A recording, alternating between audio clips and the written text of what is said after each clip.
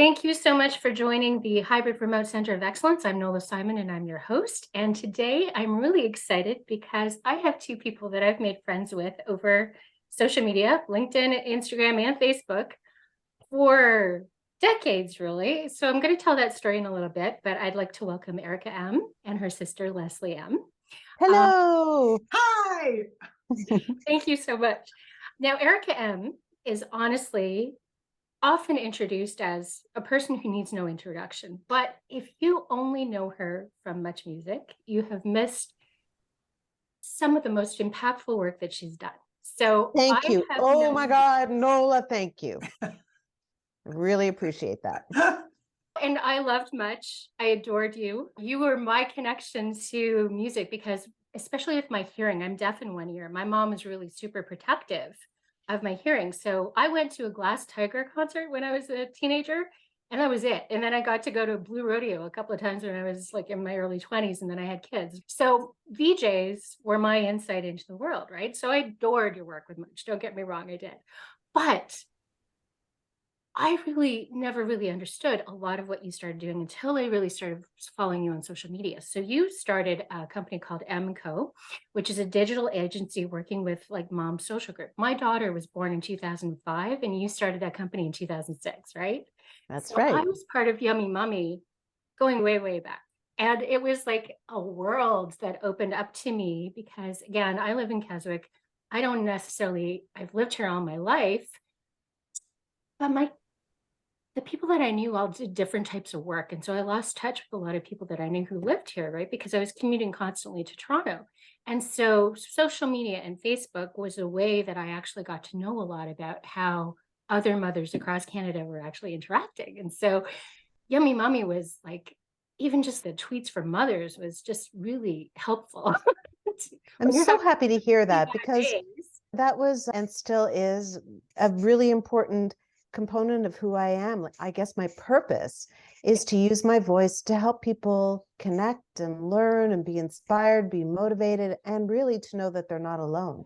So it worked. Yay. It did definitely work, but I had no concept of everything that you were doing behind the scene until we met on LinkedIn, right? And I had no concept about all of the work that you did with brands and B2B and content marketing, but also education and promoting causes and really advancing women, and even just the commitment of how you ran that business to hire mothers, allow them to work from home, work remotely. That's groundbreaking stuff.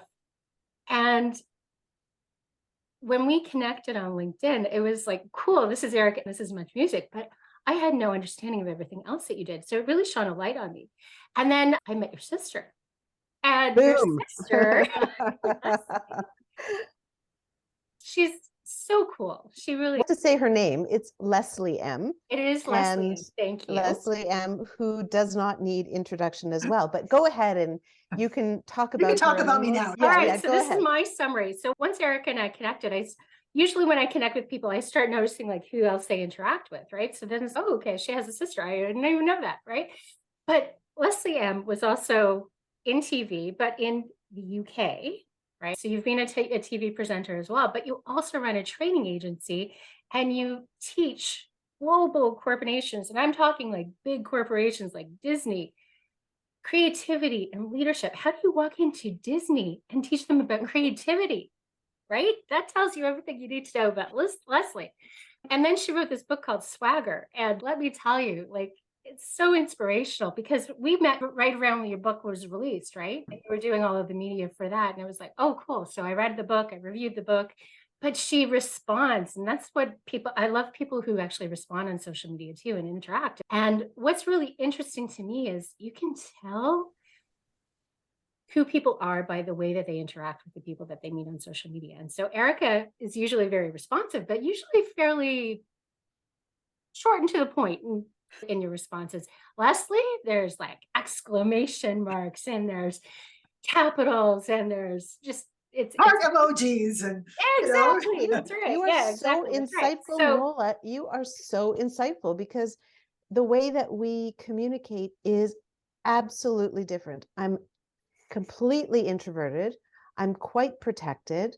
I get to the point. I feel like in quotation marks, like a man to a certain degree. I'm very not flowery.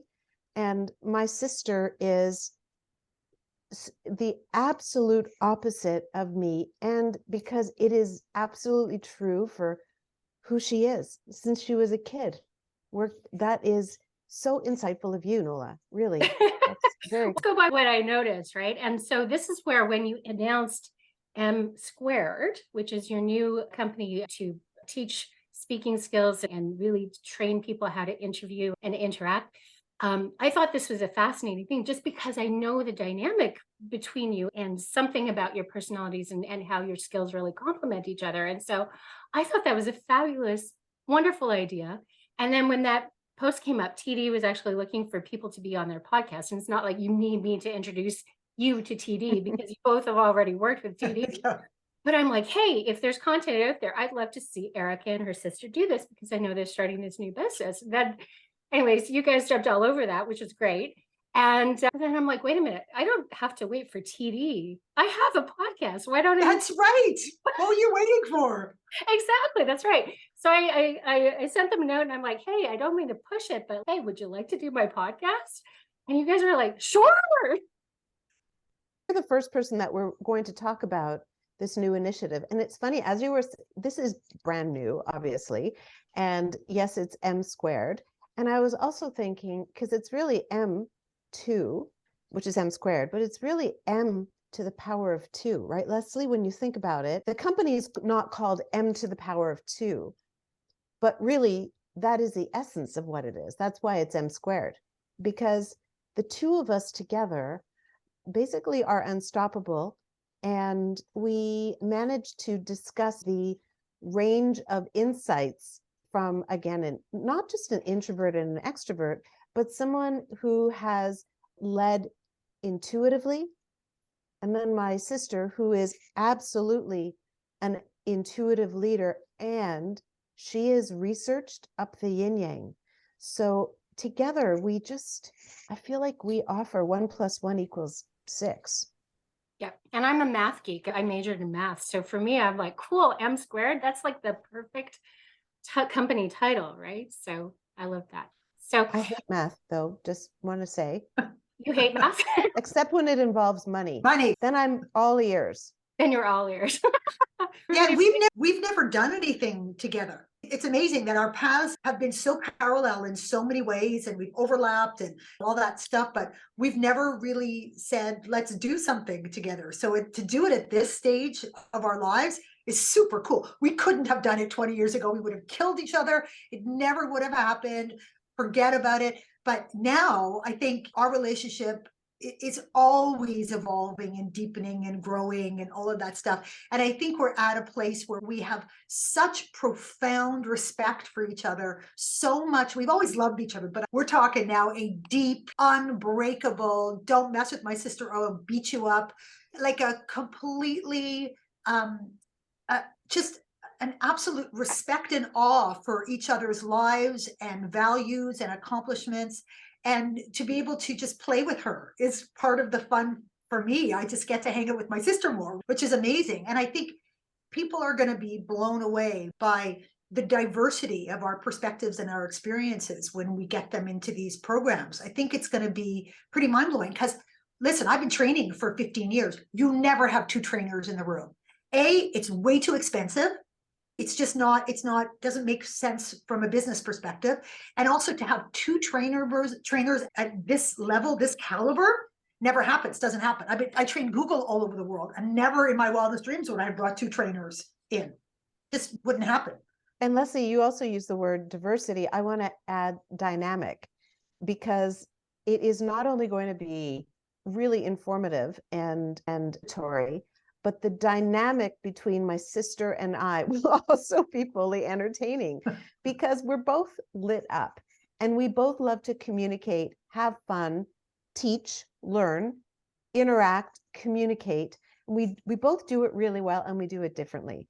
So I think people really will enjoy what we're doing in watching the circus. Exactly. And it's interactive too, right? Like you're not just doing like an online course where people are doing it on their own time. I think there's an element of that, but you're going to have like live sessions, right? Oh no, they have us. They have us the whole time, the whole way through. Oh, Combination of training and coaching.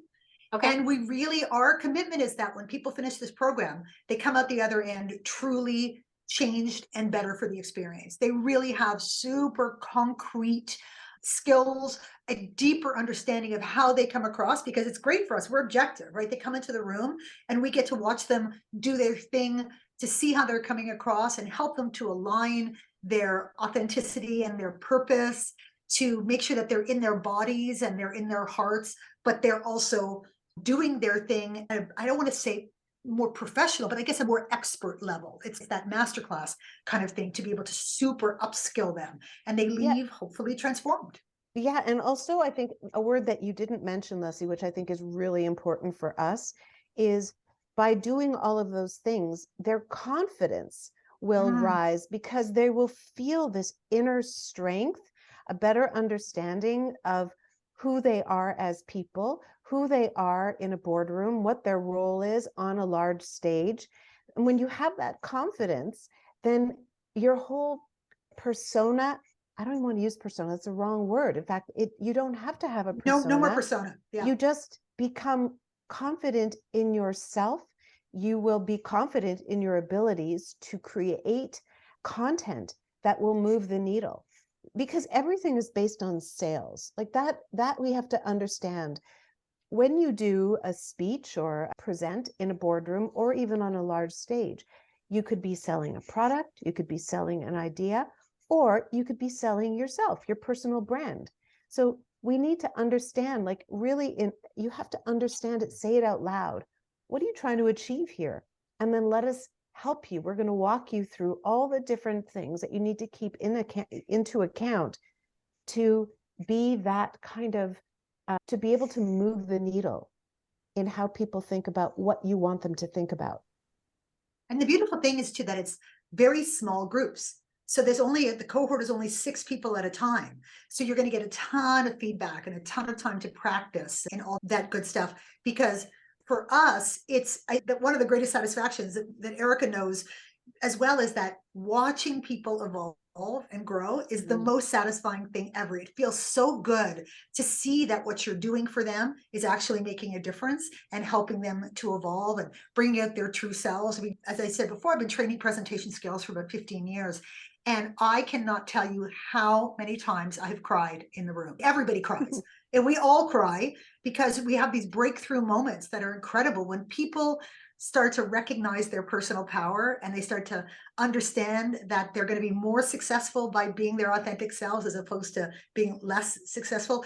It is the most liberating thing in the world. And I've watched people, this is the basis of my book, I've watched people for 15 years have those moments, those aha moments, and a lot of emotion that just comes out when they realize just how powerful they are. That's a beautiful thing. We want to give that gift to as many people as we possibly can. And it's interesting, Leslie, because you do a lot of one-on-one coaching with people. What I love about this, the fact that we're going to have a cohort, is you're going to watch other people. You're going to watch how they have their aha moments. You're going to watch what they do and the coaching that we give them, because anything that we share with someone, you can apply to yourself. So I think that's going to be a really useful thing, because I'm in a course right now for writing a novel. And part of the experience is working with all the other writers and hearing what the coach or the teacher shares with the other people. I learn as much from that as they do from when they critique my work. And so I think that's a really important piece. So it's a great mix between having a one-on-one coaching and a large cohort. This is an intimate cohort where you get a lot of personal time, but you also get to experience other people's journey. So you don't even have to plan questions for us, Nola. We could just talk. We'll just talk. Just hold up a word.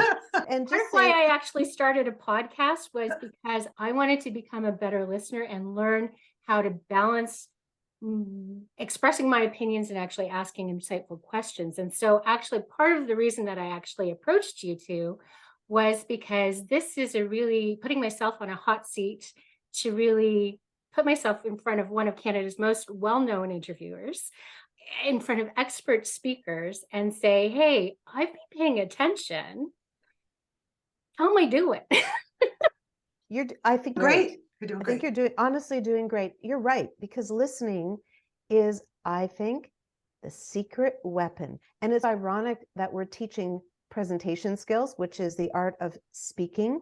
But really, I would really like to do a course on how to listen, because I think that has been my secret weapon. I listen in social media. I hear what people are saying. I listen to people when I interview them. I actually pay attention, like you're doing right now, Nola. You're nodding your head. You're listening to what I'm saying. You're not thinking about what you're going to ask me next. You're actually in the moment with me and learning. And perhaps you're going to ask me another question based on what I'm saying. That's the power of listening. I watched an interview that you did with Amber Mack and some other ladies just recently, and I noticed this with Leslie as well too. You're both so generous in conversations. You look for ways to involve others within the conversations, and it's not just about you. And that's a skill in itself. It's a life philosophy. Right. It's not just the way that we talk. I actually believe that I am just a piece of something greater. When I ran my business, when YMC had a ton of people working for me, everybody was special because they actually were. And I couldn't have run the business without them. I just couldn't.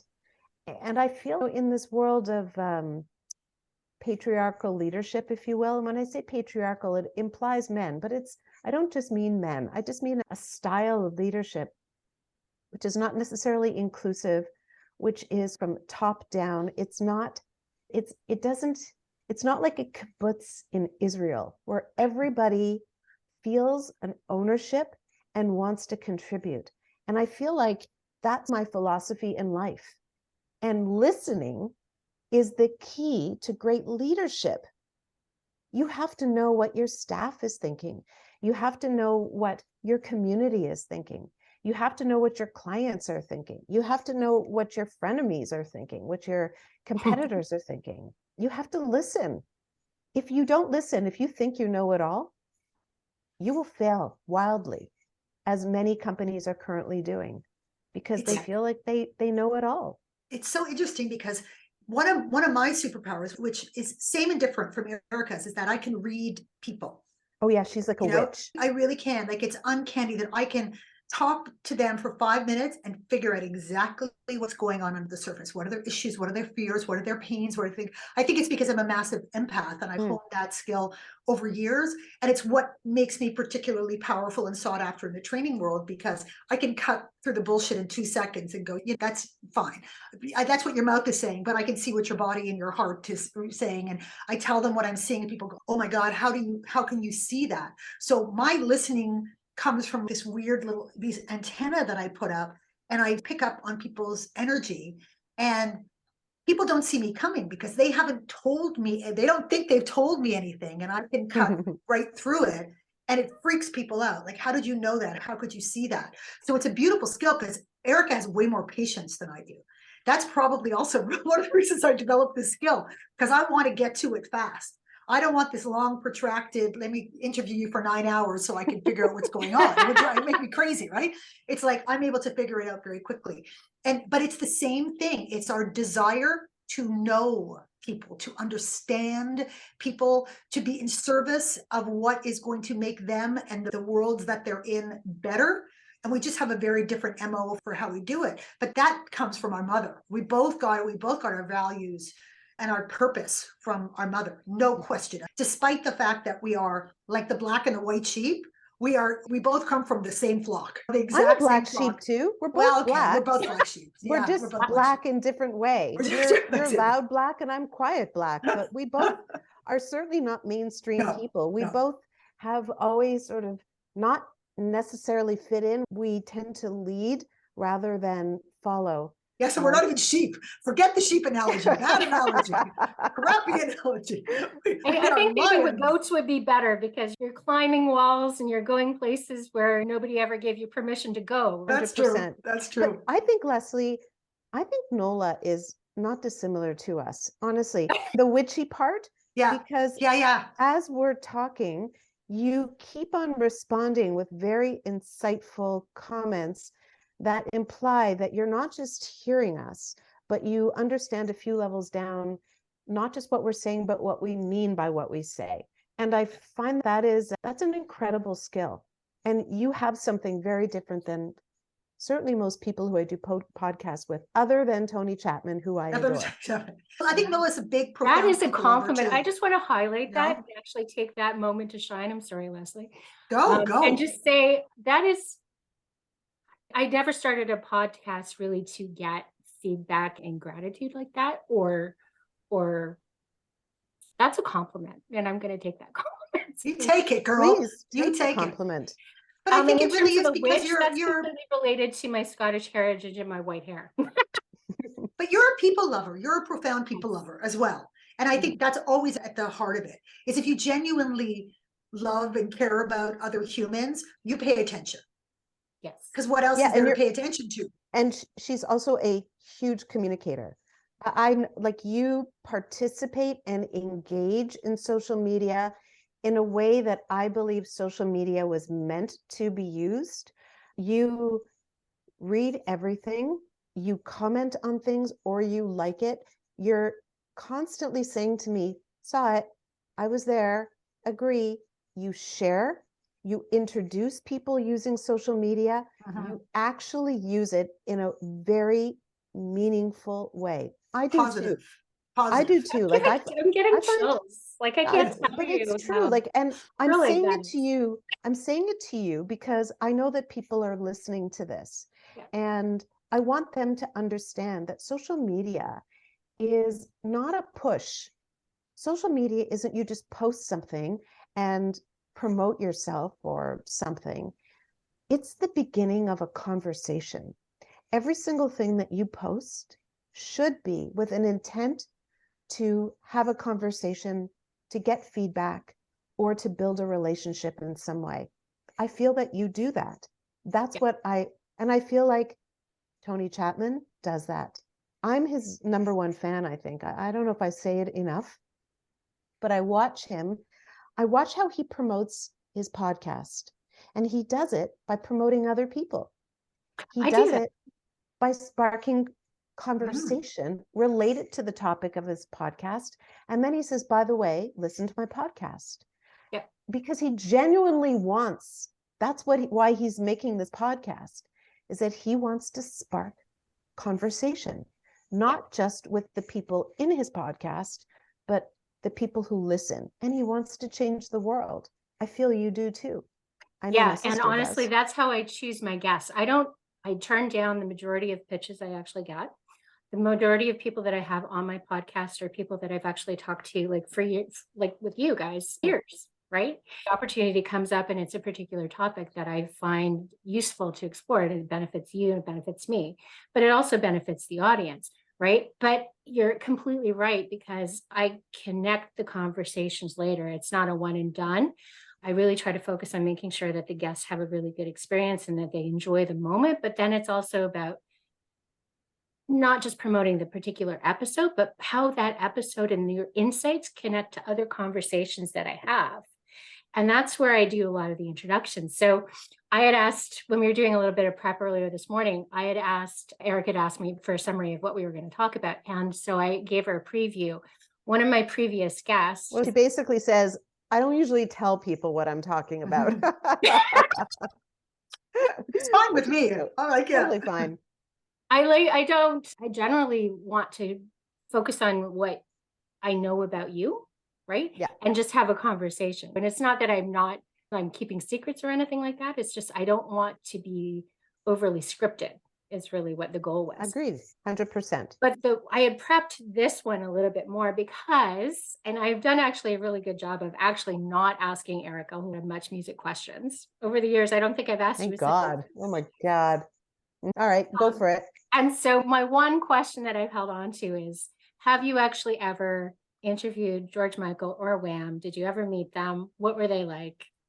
And I haven't been able to find anything. The only thing I could find for much was a contest that was run in like 1984. So you could go to London and win tickets to go see them.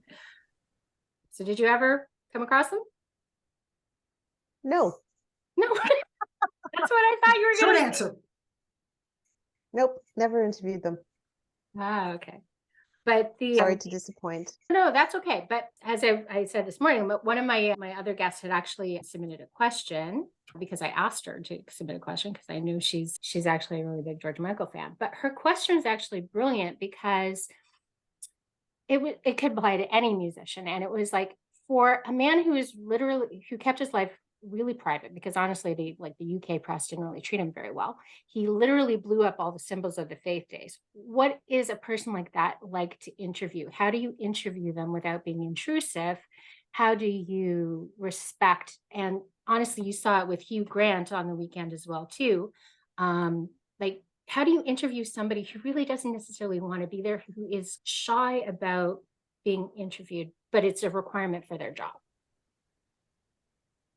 Easy to answer. It's Okay. what I did with Kurt Cobain, Okay. because he was exactly that. I knew that when I had to interview him in Seattle when he released the In Utero album, I knew that he didn't like to be interviewed and that we were considered potentially mainstream media, and it was a junket. So we knew that he would be doing several, like 20 interviews in a day. It's like the worst.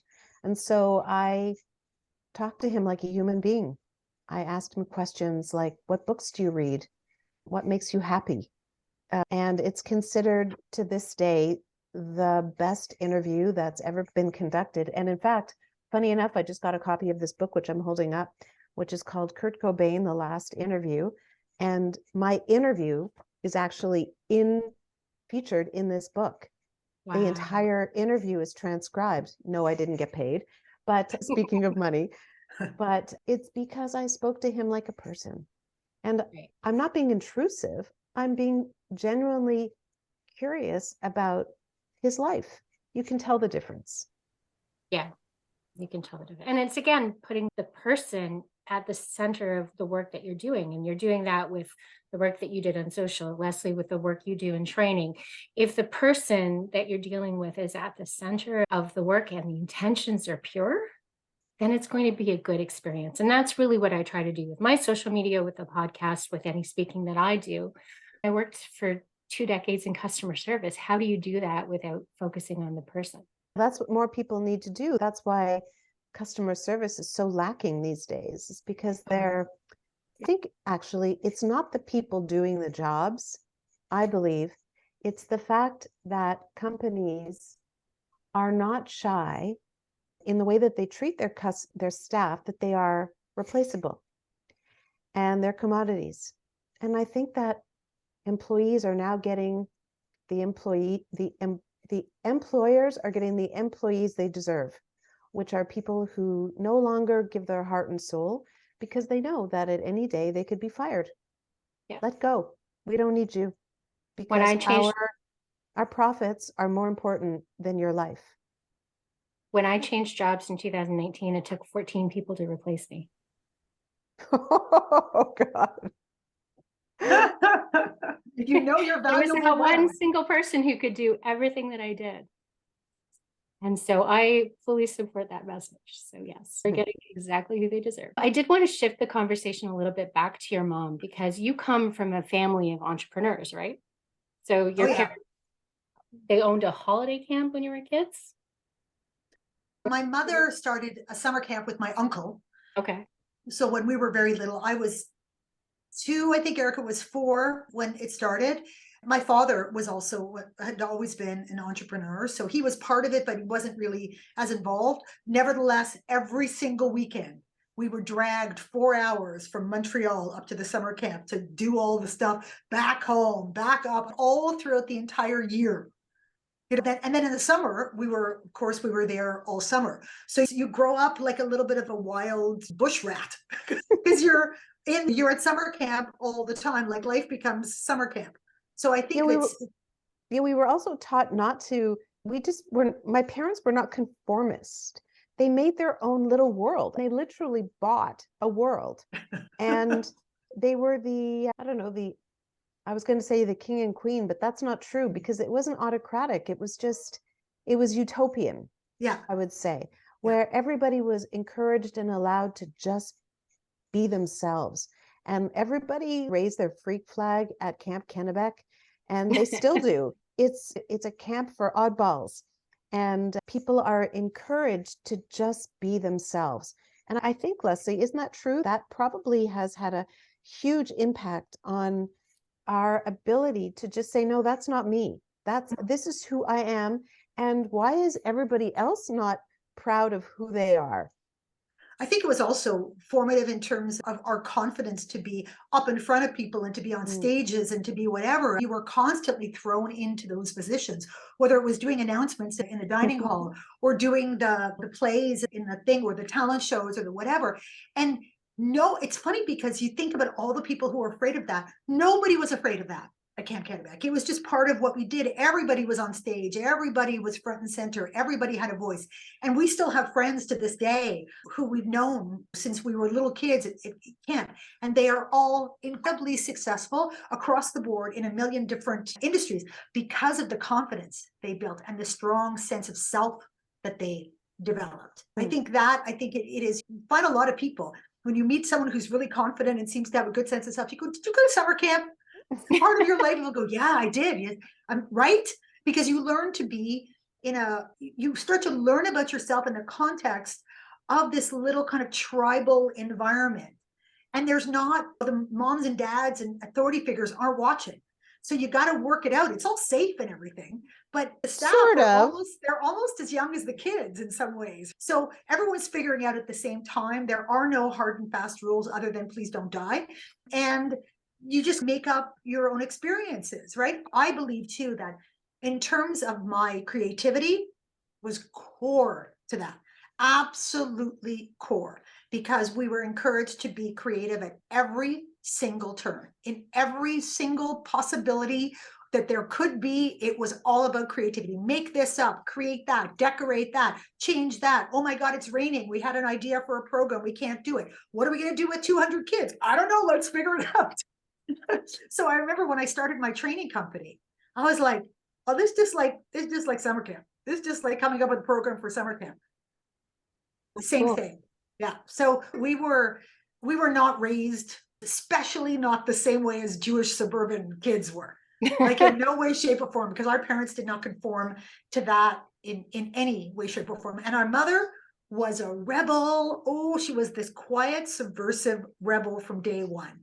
And the things that Erica and I talk when she and I are interviewed separately and we tell stories about our childhood, usually there's an element of my mother's subversion in there, or things that she got us to do, or to the risks that she encouraged us to take, or the comments that she made, that you can see why we ended up the way that we did.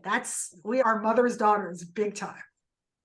That's cool. That's cool. And the other thing that I wanted to bring up was my mother was actually, you launched your business on March 8th. My mother's birthday was March 8th. And so that's one of the posts that I actually wrote, was I think it's amazing that you chose that particular date. I'm going to send you my mother's magic too. So that's where I've always loved the way that you talk about your family and your mother in particular. And I think it's so special that you share that with the world. So thank you, as a fan.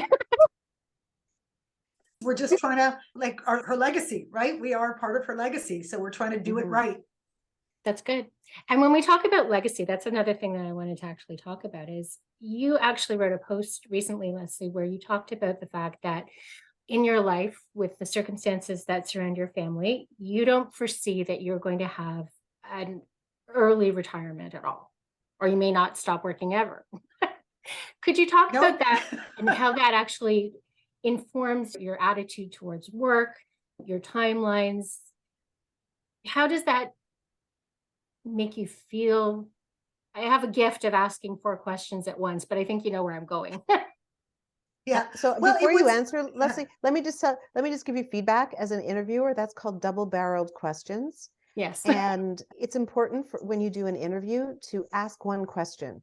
And if you have a second question, you can follow up with it, but it's very hard. Now, Leslie will be able to obviously give you an amazing answer, and don't forget the question, Leslie, but it's really important when, as an interviewer, most people don't understand this. It's actually my pet peeve when I hear anyone doing an interview where they ask 2 questions at the same time. Leslie, you may answer your question now. Okay, I'll give you a little sort of backstory. As I'm an adoptive parent. I have two gorgeous, amazing, brilliant kids adopted from China. My eldest one is in university now. She's at McGill. She's 21. My little one is 14.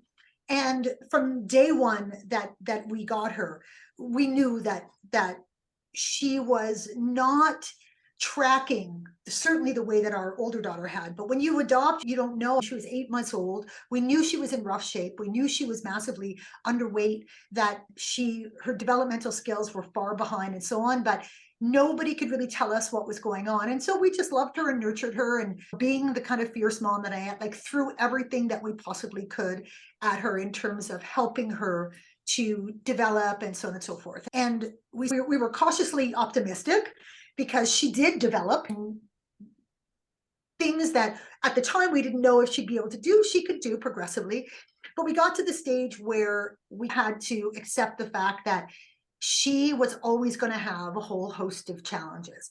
And we knew that we used to call her the X factor in our lives, because we knew that her needs were going to be the driving force in terms of our family's choices, because she's got to come first. We knew that we could never go live in a small town, because she wouldn't have the resources that she would need for her development. We knew that we could never pick her up and go and travel, because she would need that kind of infrastructure and so on. And then she recently got the diagnosis of mild intellectual disability. And that kind of tells us it ain't changing. It's not healing. It's not fixing. It's not whatever. She is who she is.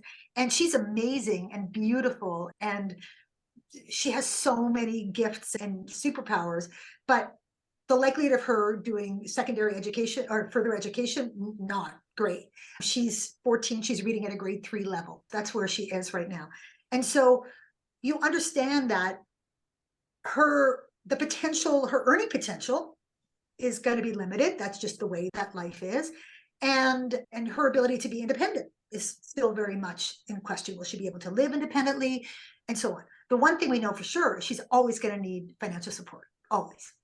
Because if she is able to work, she won't be making the big bucks, and she will likely have to live in an environment that is somewhat supported. And so it's absolutely terrifying as a parent, because first of all, you go, oh, okay, I'm never going to be off the clock. Not that you're really off the clock as a parent, but when your kids are out in the world, you can breathe a little bit. I will never be off the clock. And the plans that my gorgeous husband and I had for our future is not going to happen. Oh, let's travel the world and we'll go live in another country for months of the year, or I'll retire completely and I can paint nonstop and all of this stuff. If I stop earning, then my lifestyle has to change dramatically, because I have to make sure that there's money put aside for her. And that money has to be, in my mind, infinite, because I'm older. I'm a much older parent. So what's going to happen to her after we're gone? And the only thing that we can protect her with is money. Right? So that means that I got to work and keep working and keep working. And fortunately, I love what I do. And fortunately, I have a lot of energy.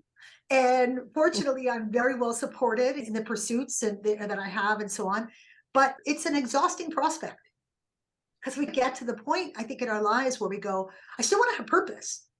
But can I stop? Can I get off the wheel? Can I just take a break? Can I relax? Can I be more picky choosy about what I do? Can I, all of that kind of stuff? And I'm not going to have that luxury in the same way that a lot of people are going to have.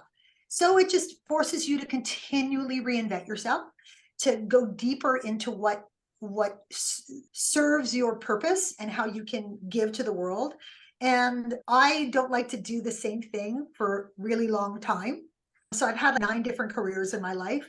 Training has been a through line, which is amazing. I think because it's so dynamic and it's changing all the time, and I'm learning, and I'm able to change what I do all the time. But I'm always looking for new ways to do things that satisfy me, where I can be in a place of service in the world and still make money. And so one of the cool things, when Eric and I talked about it, we were like, let's do this thing. Yeah, it's like a brand new thing that we can get super excited about. And it's also the first time, which is really exciting for me, that I've been able to do training that's directly to people. You don't have to work for some big fancy schmancy company that pays the big bucks to have someone like me come in. Now anybody can do it. And I wanted to do that for years. And it's very, just for the record, it's very complicated to deliver programs for individuals. It is not a big money maker. It is time consuming. It's complicated. You have to think about all of the individuals as opposed to the organization saying, okay, people, now you're in the room for this duration, for this program, for this whatever. Everybody's got different schedules. Everybody's got different budgets. Everybody's got different tolerances. Everybody's got different attention spans. Everybody's got different needs. And you're trying to serve all of them with 2 trainers. We're crazy. I don't think you're crazy. I think that you see a way of doing things that's very different, and it's just having the 2 trainers at once. That's just a commitment to quality. Right? Have you seen our website yet? I love your feedback. Have you gone on I have yet? not actually, but Okay. I'll look at it. Okay, it's M2, like MEHM, then the number 2.com. And this has been in the works for a long time, and the curriculum has been built. The website is new. We'd Cool. love your feedback. Yeah, no, I'll definitely take a look at it. I did check out the business page. When Eric and I talked about it, and we said, we'd been talking about it for a while. It was like, what can we do together and what can we do in it?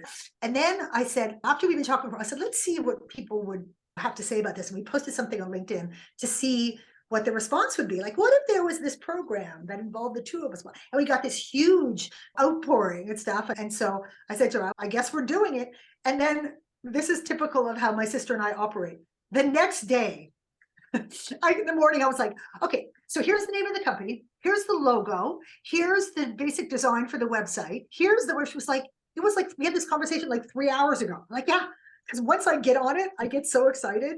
And that's what I love to do. So we went from the idea, building the curriculum, to a brand, and it was really fast to do that. So I love it. I love the fact that it's M squared. That's cool. I do have one question for you though. You have so much on the go. Erica's writing a book. Erica's trying to write a book. Erica's writing a book. Erica's trying. It's going to be a great book too. The thing about the book, if it gets banned, I'm going to be impressed. Are you going to make it flammable or non-flammable? I've got to. That's the marketing piece. We'll see.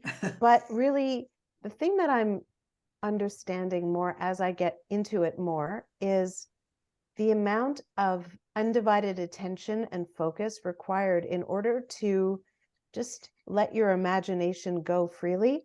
And Leslie got in the way. So right now I have to, because Leslie and I are the same thing. It's like, we have to make money. We want to make a living and do what we love, which is speaking and teaching and connecting. So when this opportunity came up, it's okay, we're going to focus on this now. So book goes in the back pocket for a few weeks as we get this organized. And then hopefully as the sun starts to come out and I could sit outside and start to focus, it will become more of a focus. But that's a pursuit. That's like a passion pursuit that my sister is also going to be writing a novel. So the 2 of us are supposed to keep each other accountable after we finish this course. After we do this. Yeah. After you do that. Okay. Because that was really my question. You've got so much on the go. You're a consulting producer to 299 Queen Street West, which is at South by Southwest right now, hopefully at the International Film Festival later in the fall, right? Yep. Leslie has a business operating. You have all the art going on that you're doing. It's just so much. How do you prioritize that? But what else would we be doing? Watching TV? Like, I think that, and I'm not going to judge other people, but I don't really have a hobby. This is my hobby. My work is my hobby. Aside from going to the cottage and chilling there, I even like to work from the cottage.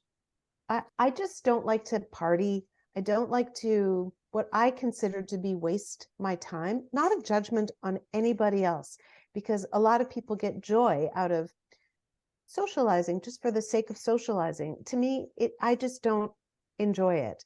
So because of that, I tend to stuff more sort of creative pursuits into my life and actually achieve them, just because I focus my time doing those kinds of things.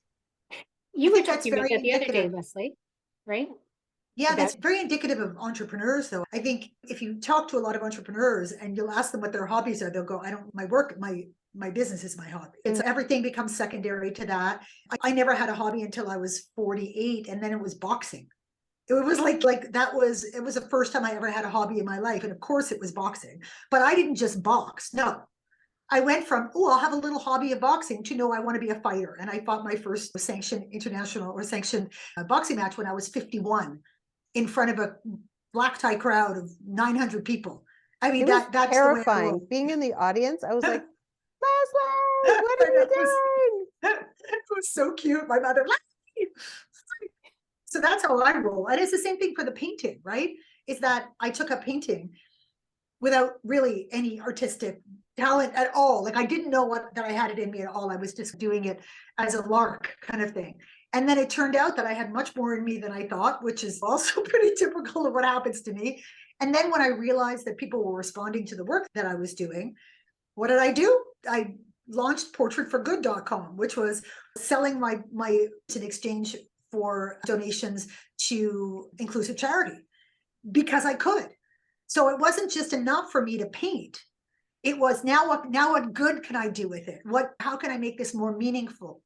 So I think that's what Eric and I both do, is even the stuff that we love to do for ourselves, we're always thinking about how can we bring it back to the world? How can it turn into a gift in some way? How can it turn into something that brings people together? How can it do good in the world? I think if you look at our stories and backgrounds, it all comes back to that, is how can we know that we're very powerful women, right? We've always known that. It's really amazing to always grow up understanding your power as a woman. Most women do not have that luxury. And we were made very well aware of our personal power when we were very young. And so we've lived our lives in this place of personal power. And with that, I think comes a degree of responsibility. You got to do good with that. When you're this powerful, you don't want to turn it inwards, because that becomes arrogance, or it becomes self-centeredness or whatever. But if you turn it out, you become more powerful because you're so full, but you're able to actually create change in the world. And there's nothing more addictive than that. But that's exponential. That goes back to your name, M squared. That's exponential power, and that's growth. And it's really future focused. All of these skills that we've been talking about, they're necessary for the future. How do you craft a message that's compelling, knowing how to speak, how to raise the voice and seize the opportunity to really advance a message that's good for the world? How do you capture attention? All of that is so needed for the future. Work, life, everything. Is there anything that we haven't talked about that you really wanted to amplify? We're almost at time, so I just wanted to give you the opportunity. I'm happy. I think you did a really great interview, and it's fun listening to my sister talk. She's like a powerhouse. I feel like sometimes when Leslie talks, do you remember the old Maxell ads where there's a guy? Yeah, there's a guy sitting in a chair and the wind is blowing at him. Yeah. That's what I feel like when Leslie talks. All I can say is you both talk like you write, and it's been so fun to really have this actually come to life, and I'm very much enjoying it. So thank you so much. I really appreciate it. And we'll see you online.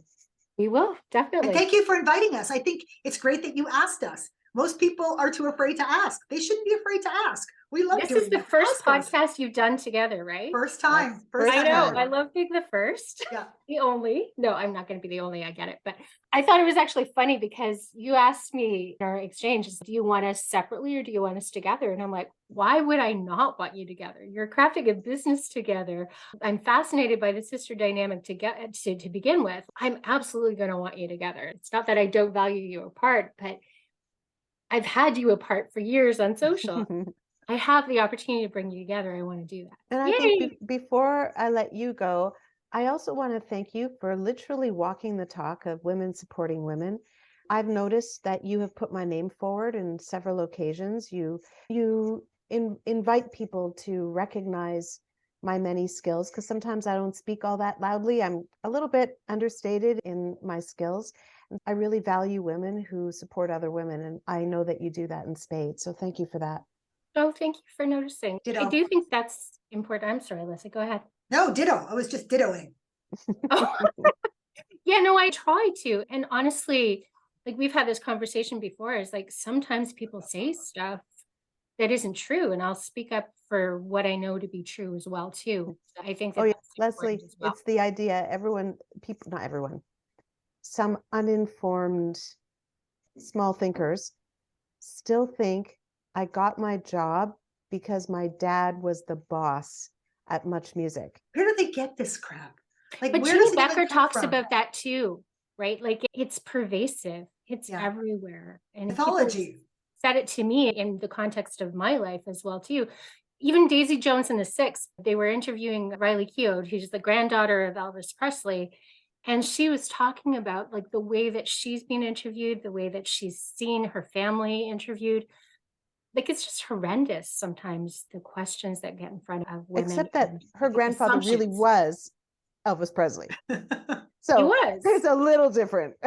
Absolutely. Yeah. Yep, But you have to see on social, if anybody makes a comment, some kind of comment about Erica, if you want to see me fully fierce, my claws come out and I just go after them with like full force, because the fact that I know the truth of everything. You want to know the truth? You can ask me. I'll tell you the facts of everything, because I was there. I watched it all happen. And all of those bullshit stories that are about Erica not earning every single moment, makes me cry when I talk about it, every single moment, from the time that she was like 16 years old and volunteering at the radio station and organizing records and going in every hour that God gave, just so that she could be around music and just so that somebody would notice her and give her another opportunity. And it started then. It started before then, when she was 15 years old and she was putting on plays in our little small town high school because nobody else was, and someone needed to, and so Erica did it. And the voice of teenagers were not being heard in our small town. So what did Erica do? Erica started a column in the local newspaper called Teen Scene. Like, she has been doing this her whole life. And anybody who dares to denigrate that journey and the truth and the work that journey took and the integrity that journey had, oh boy, you can get my fur up. I'm going to come for you. Just saying. I love that. Just saying. I love it that. too. I love it too. I think that epitomizes the entire reason I wanted to have you both on. So thank you for that, Leslie. And I really appreciate it.